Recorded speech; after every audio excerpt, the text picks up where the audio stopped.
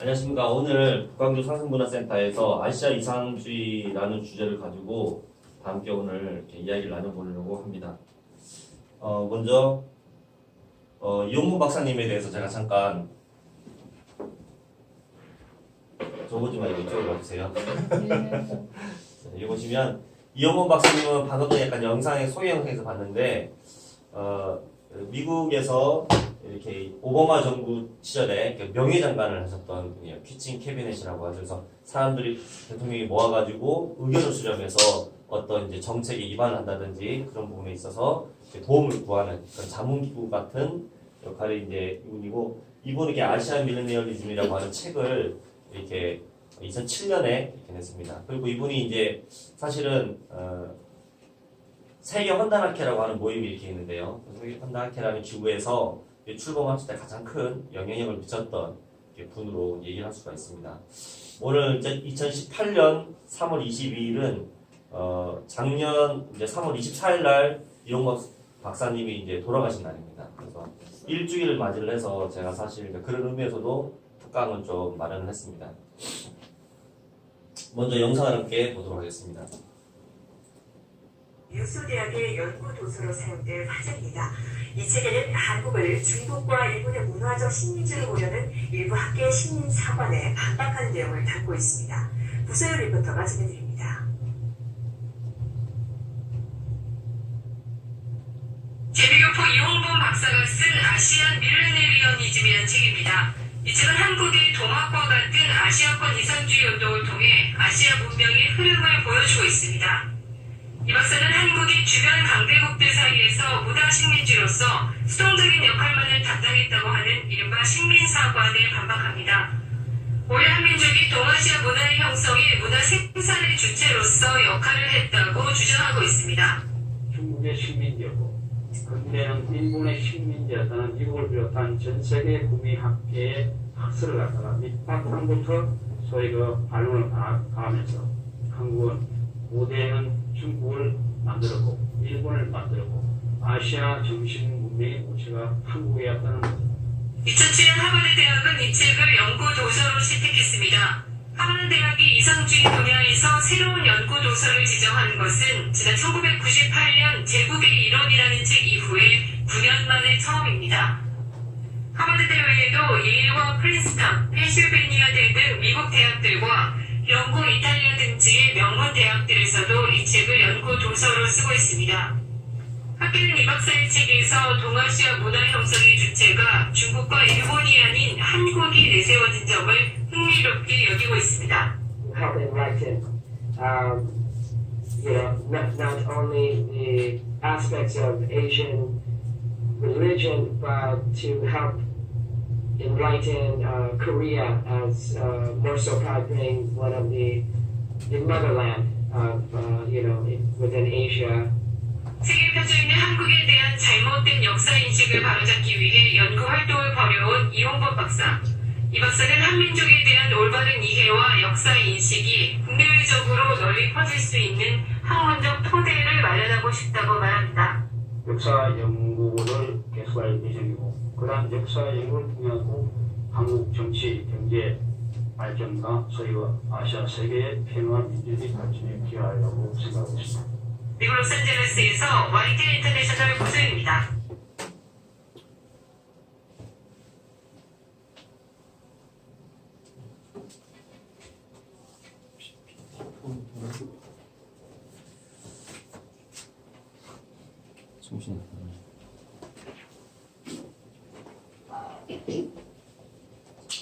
그래서 이 아시아 이상주의 저자 이용문 박사님은 방금 보신 대로 이렇게 세계 유수 대학에서 같이 공부를 하셔가지고 주로 이제 사실 정치학, 그 다음에 이제 그 국제관계, 역사학 쪽에 대해서 공부를 이렇게 많이 하셨던 분입니다.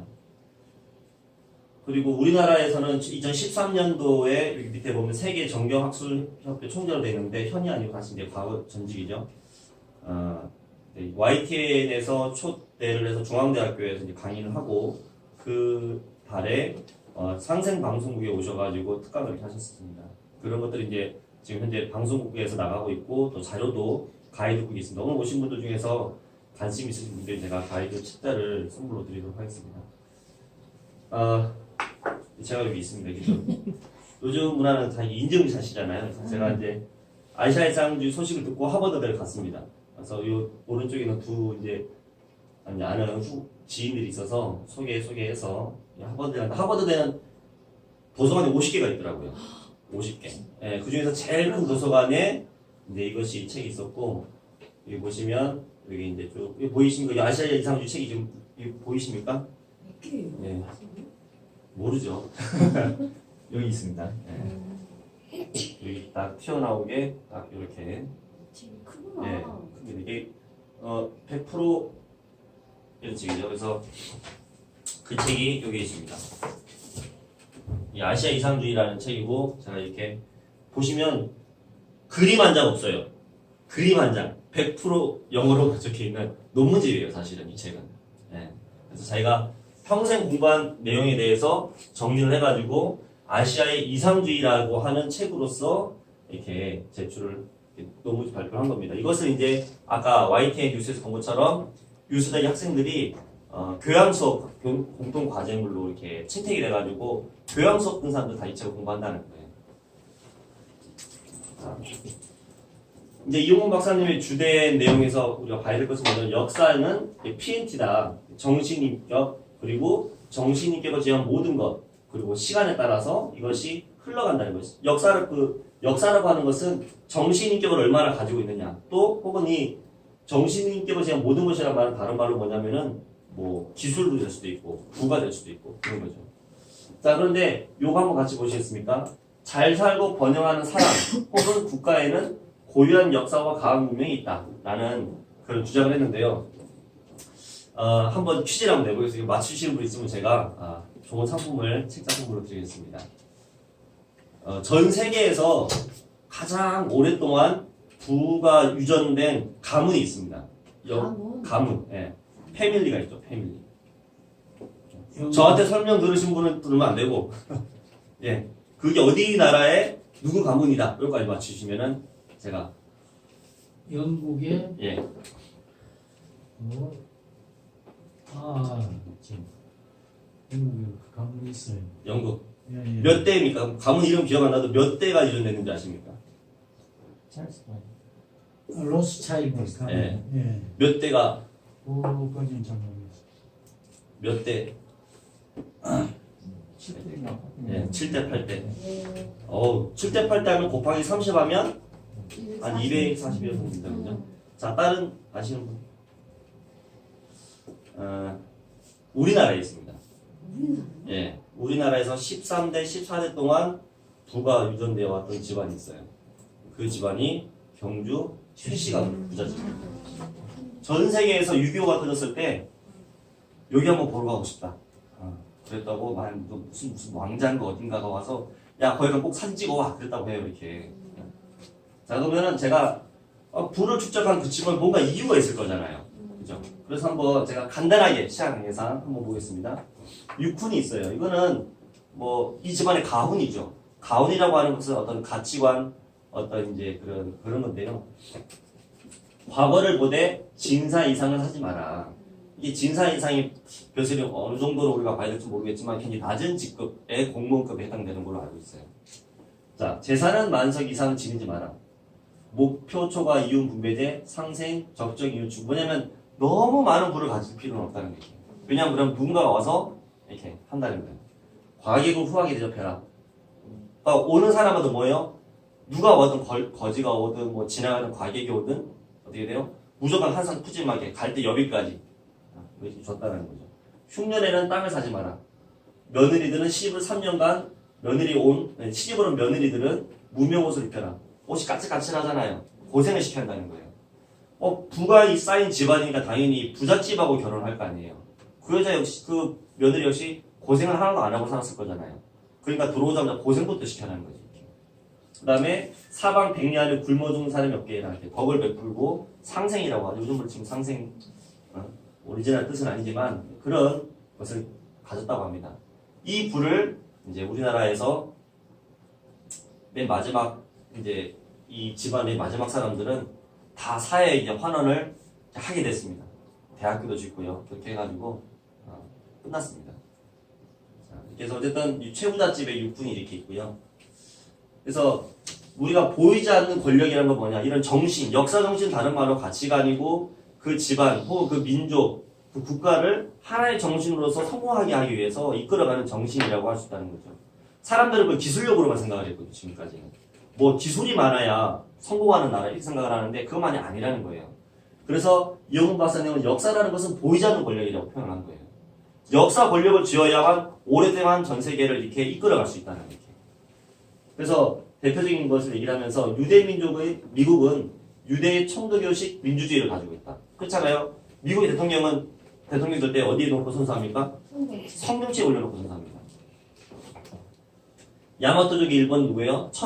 천황식 민주주의. 그 다음에 중화민국은 중화사상이죠. 그죠? 용 얘기하기도 하고요. 게르만족은 게르만식 민주주의를 가지고 있다. 그래서 우리가 소위 말하는 선진국이라고 하는 것은 고유한 역사 정신에 기초를 해서 국가와 민족을 통합시키고 있다. 그럼 누가 한번 생각해 보는 거죠.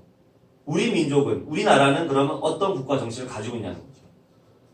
이게 잘 우리가 오늘 생각해 볼 화두거든요. 얼마 전에 설문조사에서 이런 얘기가 나왔답니다.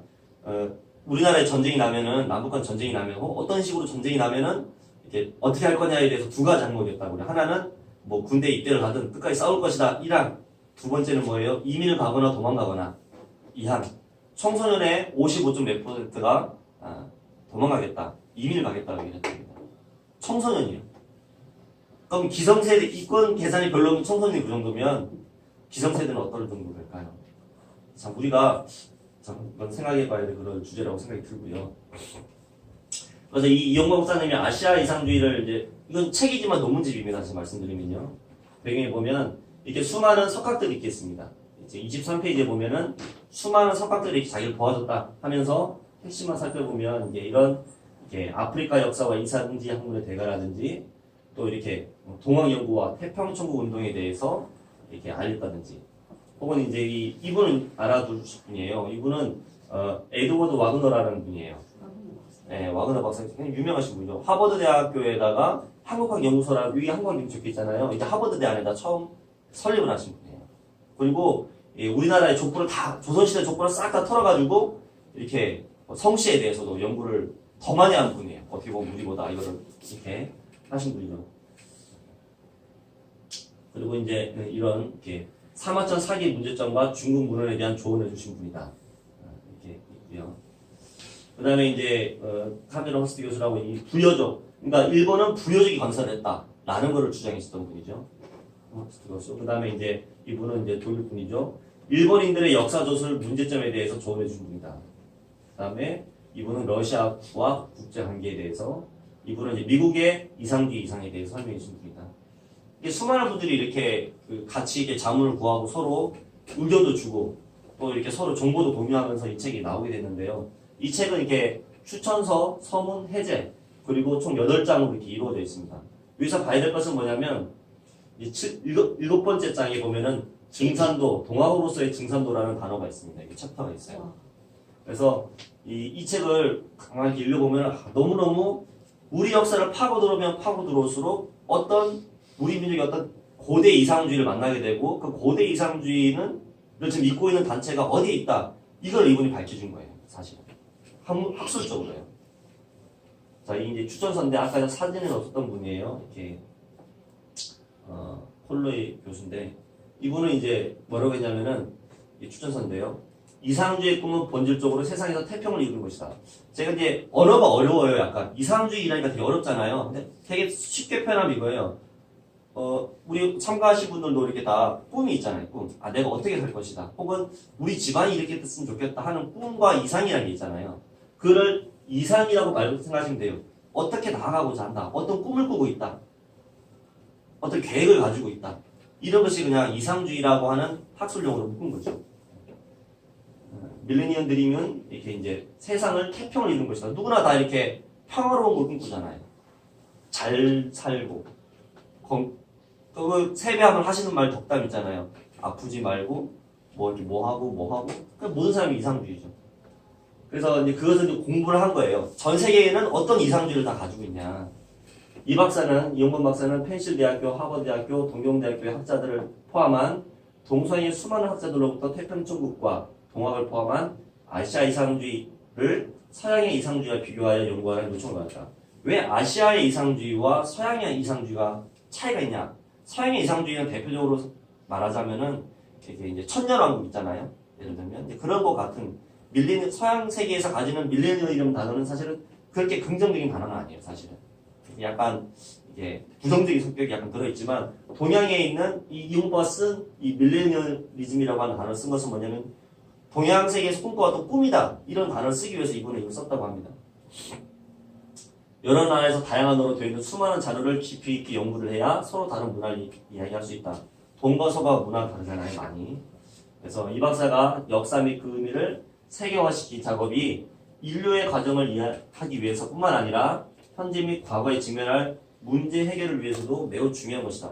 이 얘기가 굉장히 중요한 거예요. 이게 가장 본질이거든요. 단순히 그냥 과거에는 이 나라, 이 민족들은 어떤 꿈을 꾸었다. 어떤 이상적 가치관을 가지고 생을 살았다는 데서 끝나는 게 아니라 이 가치관은 미래에 영향을 준다는 거예요. 왜? 그것을 가지고 그대로 가고 있기 때문에. 그렇잖아요. 여러분 시간이 바뀌어도 내가 결혼을 해도 내가 어떤 꿈꾸는 게 있다면 계속 그걸 하고자 하는 의지가 있잖아요. 이렇게. 먹고 사는 건 좀 달라도 꿈꾸는 게 있단 말이에요. 그렇기 때문에 이건 미래 문제라고 표현하는 거예요. 자, 이게 이제 머리 서론 시작이에요.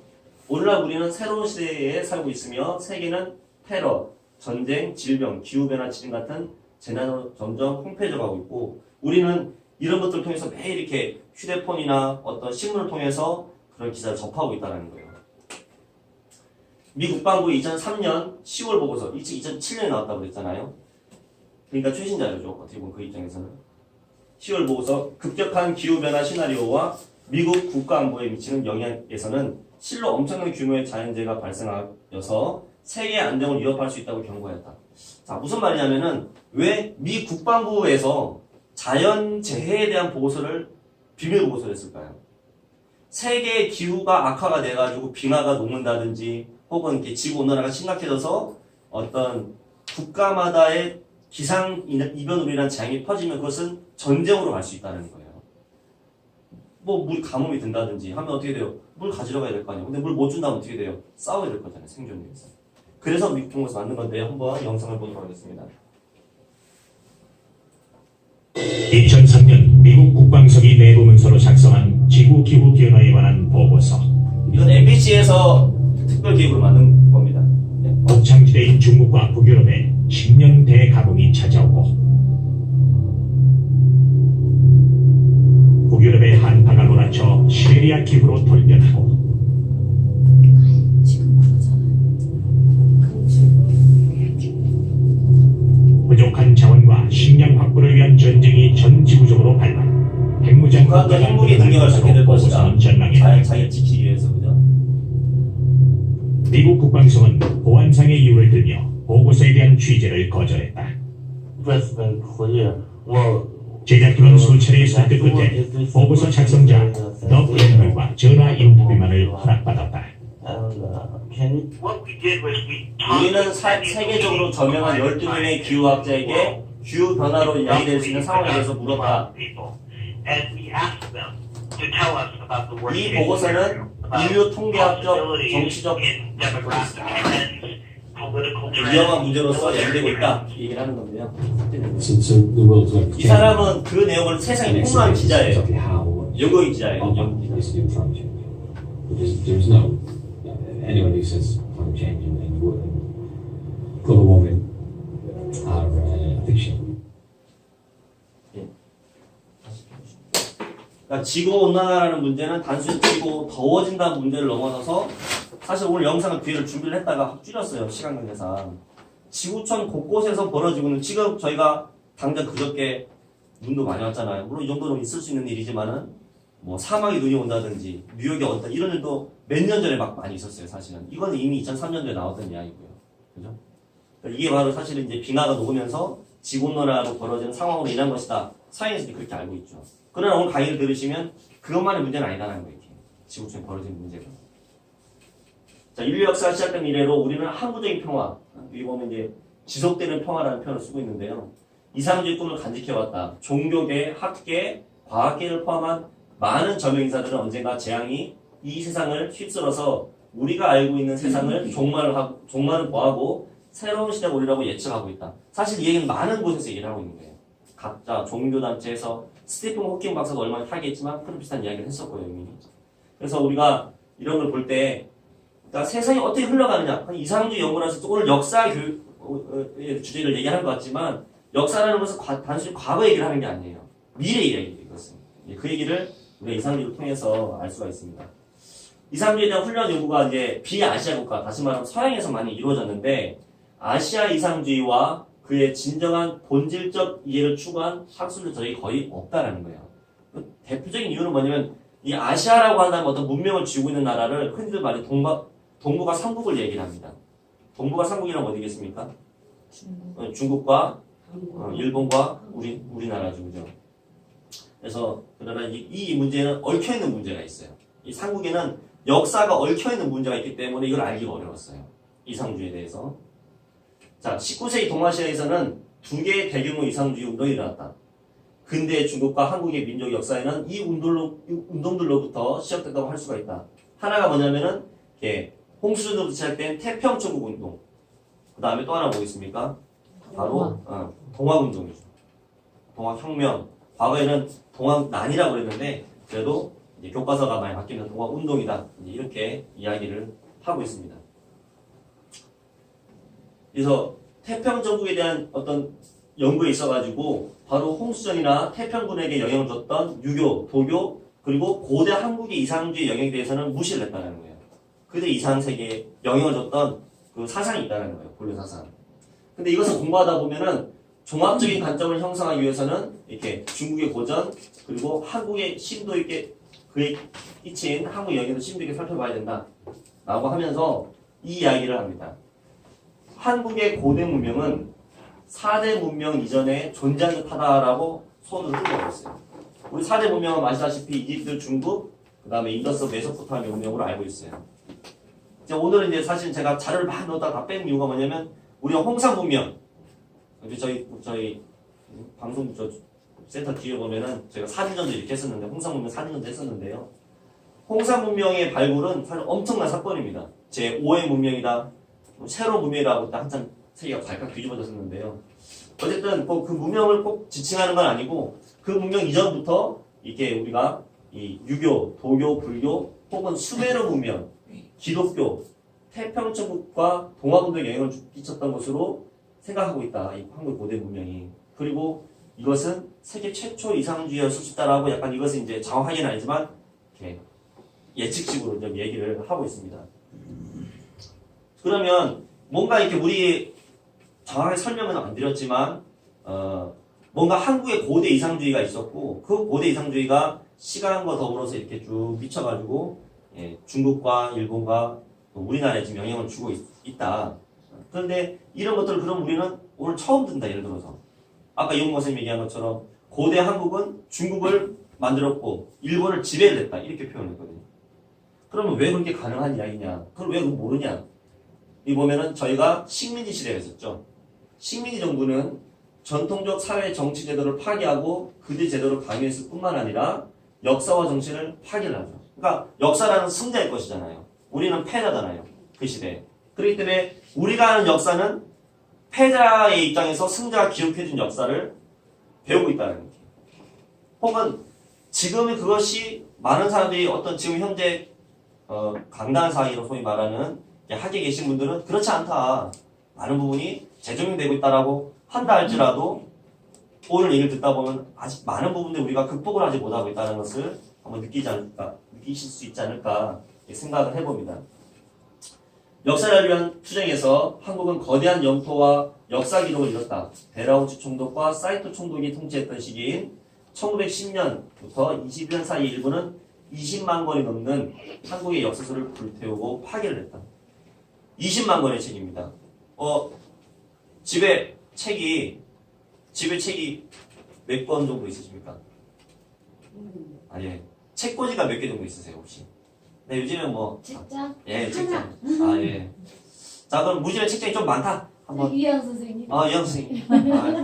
혹시 세본 적 있으십니까? 대략 우리 이해영 선생님 책 저도 가봤는데 굉장히 많으시거든요. 예. 대략 한 대략 한 17,000원. 예. 와. 나는 17,000보다 많다 하면 손 들어주시고. 700원 난데요. 예. 굉장히 많은 친구가 있네요. 도서관이네. 자, 가면은 공간에 빡빡이 책밖에 없어요. 근데 20만 권, 그것도 역사와 관련된, 문화와 역사에 관련된 책을 20만 권 붙었다는 건요, 완전히 그냥 근절을 시킨 거예요. 그러면서 뭐를 했냐, 우리의 기존의 어떤 고유의 문화와 어떤 역사를 알리는 그런 다양한 책들, 어떤 이런 뭐 형태들을 다 이렇게 불사르면서 어디서 태우냐면은 남산 지금 식물원 자리에서 붙었다고 합니다. 일주일 동안 배너처럼 환했다고 그래요. 계속 태워가지고 구덩이를 파가지고. 그래서 그러면 뭐냐, 우리의 역사를 알 수 없고 우리의 문화를 알 수 없을 때 또 우리 문화를 뭡니까? 사이비 역사를 만들었어요. 우리 문화는 여기는 다 소개할 수 않았지만은 무라야마 지준이라는 사람이 있습니다. 무라야마 지준 이런 사람들은 뭐냐면 우리의 어떤 무속신앙, 무속문화 이런 것들을 아주 사이비화 만들어놨어요. 미신화. 근데 사실 그건 우리 문화의 배경이거든요. 자, 오늘 뭐 영상도 몇 개 준비돼. 박근혜 전 대통령이 오색 기운 뭐 이런 얘기를 해가지고 막 한때 막 비하하는 게 있으니까 많은 사람들이 봅니다. 그건 박근혜 개인이 정치적으로 잘못한 거고 오방색이라 이런 것들은 한국의 고유문화다라고 막 한참 얘기가 나오고 그랬었잖아요. 그때 한참 보면요.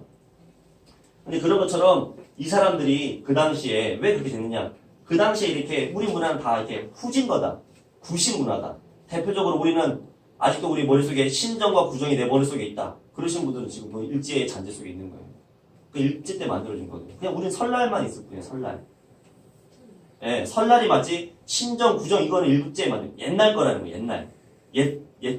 우리 설날은 옛 거라는 거예요. 그러니까 너네는 서기를 써야 된다는 거예요. 1월 1일이 신정이라는 거예요. 놀랍죠?